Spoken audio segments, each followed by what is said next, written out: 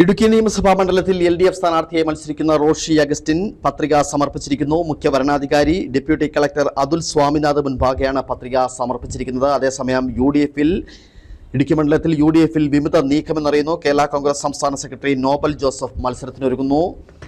വിവരങ്ങളുമായി ബിജു വൈശൻപറമ്പിൽ ചേരുന്നുണ്ട്. ബിജു, മണ്ഡലത്തിലെ LDF സ്ഥാനാർത്ഥി റോഷി അഗസ്റ്റിൻ നാമനിർദ്ദേശ പത്രിക സമർപ്പിച്ചിരിക്കുന്നു. ഒപ്പം തന്നെ UDF-ൽ വിമത നീക്കമെന്നും അറിയാൻ കഴിയുന്നു. എന്താണ് കൂടുതൽ വിശദാംശങ്ങൾ ബിജു? ഇടുക്കി നിയോജക മണ്ഡലത്തിൽ LDF സ്ഥാനാർത്ഥി റോഷി അഗസ്റ്റിൻ ഇപ്പോൾ പത്രിക സമർപ്പിച്ചിരിക്കുന്നു. പത്രിക സമർപ്പിച്ചെങ്കിലും അതിന്റെ പത്രിക പരിശോധന നടന്നുകൊണ്ടിരിക്കുകയാണ്. മുഖ്യ വരണാധികാരി ഡെപ്യൂട്ടി കളക്ടറായ അതുൽ സ്വാമിനാഥ് മുൻപാകെയാണ് പത്രിക സമർപ്പിച്ചത്.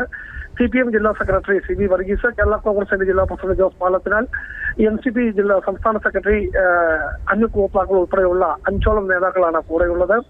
പത്രിക 3 സെറ്റ് പത്രികയാണ് സമർപ്പിച്ചിരിക്കുന്നത്. പത്രികയുടെ സൂക്ഷ്മ പരിശോധന, അതായത് പ്രാഥമിക സൂക്ഷ്മ പരിശോധന വരണാധികാരി നടത്തിക്കൊണ്ടിരിക്കുന്നു. ഇപ്പോഴും റിട്ടേണിംഗ് ഓഫീസറുടെ ചേംബറിൽ നിന്നും മുഖ്യ വരണാധികാരിയുടെ ചേംബറിൽ നിന്നും സ്ഥാനാർത്ഥി ഇറങ്ങിയിട്ടില്ല.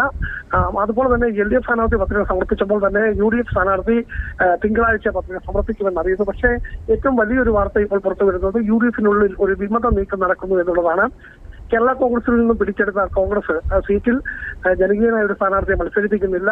വിജയസാധ്യത കുറഞ്ഞ സ്ഥാനാർത്ഥിയെ നിർത്തി കേരള കോൺഗ്രസിനെ വഞ്ചിച്ചു എന്നാരോപിച്ചുകൊണ്ട് കേരള കോൺഗ്രസിന്റെ സംസ്ഥാന സെക്രട്ടറി നോബൽ ജോസഫ് മത്സരിക്കുമെന്ന ഒരു വിവരം പുറത്തേക്ക് വരുന്നു. ഇതിൽ ഔദ്യോഗികമായ ഒരു തീരുമാനം ഉണ്ടായിട്ടില്ല. പക്ഷേ കേരള കോൺഗ്രസിന്റെ നേതാക്കൾ, സംസ്ഥാന സമിതി അംഗം ഉൾപ്പെടെ ഇന്നലെയും ഇന്നുമൊക്കെ മാധ്യമങ്ങൾക്ക് മുൻപിൽ ഇക്കാര്യം തുറന്നു പറയുന്നുമുണ്ട്. ഈ ഒരു ആരോപണം അല്ലെങ്കിൽ ഈ ഒരു വിമത നീക്കത്തിനെ തുടർന്ന് കേരള കോൺഗ്രസിന്റെ നേതൃയോഗം ഇന്ന് ഉച്ചകഴിഞ്ഞ് ചേരുന്നുണ്ട്. അതുപോലെ തന്നെ UDF-ഉം കേരള കോൺഗ്രസിന് താക്കീത് കൊടുത്തിരിക്കുന്നു. വിമത നീക്കം അവസാനിപ്പിക്കണമെന്നാണ് ആവശ്യപ്പെട്ടിരിക്കുന്നത്. എന്നിരുന്നാൽ തന്നെയും UDF-നുള്ളിൽ വലിയൊരു, അതായത് കേരള കോൺഗ്രസ് ജോസഫ് വിഭാഗത്തിനുള്ളിൽ വലിയൊരു നീക്കം തന്നെ നടക്കുന്നു. സീറ്റ് പിടിച്ചെടുത്തതിനു ശേഷം മണ്ഡലത്തിന് പുറത്തുള്ള വിജയസാധ്യത കുറഞ്ഞ ജനകീയനല്ലാത്ത നേതാവിനെ മത്സരത്തിനിറക്കി എന്നാണ് കേരള കോൺഗ്രസ് ആരോപിക്കുന്നത്. പക്ഷേ കോൺഗ്രസ് പറയുന്നത് കോൺഗ്രസിന് ഏറ്റവും നല്ല സ്ഥാനാർത്ഥിയാണ് റോയ് കെ പൗലോസ് എന്ന് തന്നെയാണ് പറയുന്നത്. എന്താണെങ്കിലും UDF-നുള്ളിൽ ഒരു വിമത നീക്കം നടക്കുന്നു. എന്നിരുന്നാൽ തന്നെയും ഇന്ന് ഉച്ചയ്ക്ക് ശേഷം നടക്കുന്ന കേരള കോൺഗ്രസിന്റെ യോഗത്തിന് ശേഷം വിമത നീക്കം അവസാനിക്കുമെന്നാണ് പ്രതീക്ഷിക്കുന്നത് നേതൃത്വം.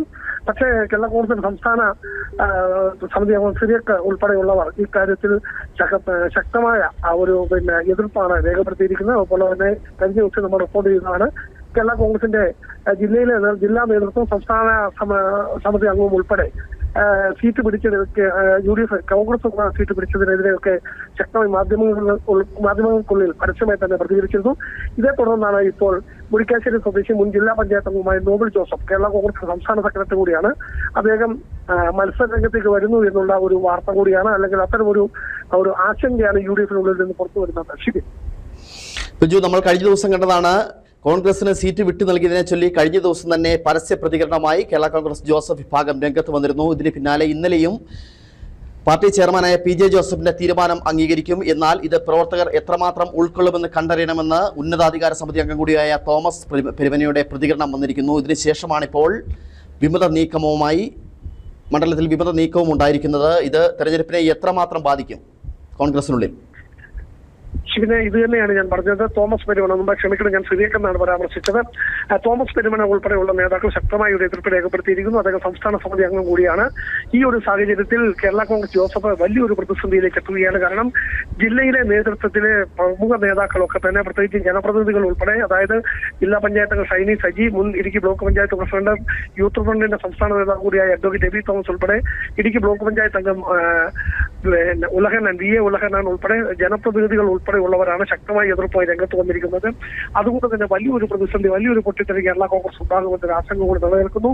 ഇത് UDF ഏറെ, പ്രത്യേകിച്ച് കോൺഗ്രസ് ഇത് വലിയ ഗൗരവത്തോടുകൂടി, വലിയ ആശങ്കയോടുകൂടി നോക്കിക്കാണുന്നു. എന്തായാലും ഇതിനെ ഇന്ന് തന്നെ ഒരു പരിഹാരം ഉണ്ടാക്കണം. മുളയിലെ തന്നെ ഈ ഒരു നീക്കം നുള്ളിക്കളയുക എന്ന് തന്നെയാണ് പ്രതീക്ഷിക്കുന്നത്. പക്ഷേ ഇന്നലെ വരെയും ഈ ഒരു ആരോപണം നേതാക്കൾ ഉന്നയിച്ചെങ്കിലും കേരള കോൺഗ്രസിന്റെ നേതൃത്വം ഇത് മുഖവിലക്കെടുത്തില്ല. പക്ഷേ ഇന്നും മറ്റന്നാളുമായി നാമനിർദ്ദേശ പത്രിക സമർപ്പിക്കേണ്ട അവസാന സമയമാണ്. പക്ഷേ അതിനു മുമ്പ് തന്നെ നോമിനേഷൻ, അതായത് നോബൽ ജോസഫ് നോമിനേഷൻ കൊടുക്കും എന്ന ഒരു രീതിയിലൊക്കെയുള്ള ഒരു വാർത്തകളാണ് പുറത്തു വരുന്നത്. അത് മറ്റ് മുഖ്യധാരാ മാധ്യമങ്ങൾ ഉൾപ്പെടെ റിപ്പോർട്ട് ചെയ്യുന്ന ഒരു സാഹചര്യത്തിലേക്ക് ഇത് എത്തിക്കഴിഞ്ഞിരിക്കുന്നു. അപ്പൊ സ്വാഭാവികമായും ഇത് വലിയൊരു ആശങ്കയോടുകൂടി തന്നെ UDF നേതൃത്വം കാണുന്നു.